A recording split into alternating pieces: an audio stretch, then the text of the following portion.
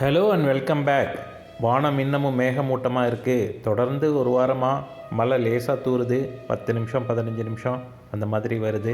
So எங்களோட வீட்டு மாடிக்கு கூலிங் டைல்ஸ் பதிக்கிற வேலை, ஆல்மோஸ்ட் டைல்ஸ் கம்ப்ளீட் பண்ணுற வேலை முடிஞ்சு ஒரு மாதம் ஆகுது. We started 1 month before. இப்போ இந்த டைல்ஸ் பதிச்சு முடித்தாச்சு. அங்கே பாருங்கள், அருமையாக அந்த டைல்ஸ் லே பண்ணி கொடுத்துருக்காங்க. பட் ஸ்டில் இந்த ஃபினிஷிங் ஒர்க்கு இன்னும் முடியல. ஈஃபாக்ஸி பண்ணவே இல்லை. மழை பெஞ்சிக்கிட்டு இருக்கிறதுனால, தொடர்ந்து விட்டு விட்டு மழை பெய்கிறதுனால ஈஃபாக்ஸி பண்ணலை. இந்த ஸ்பேசர் 4 mm ஸ்பேசருக்கு நடுவில் உங்களுக்கு தண்ணி நின்றுதுன்னா நம்ம ஈஃபாக்ஸி பண்ண முடியாது. ஈஃபாக்ஸி பண்ணணுன்னா நல்லா ட்ரை ஆனால் தான் ஈஃபாக்ஸி பண்ண முடியும்.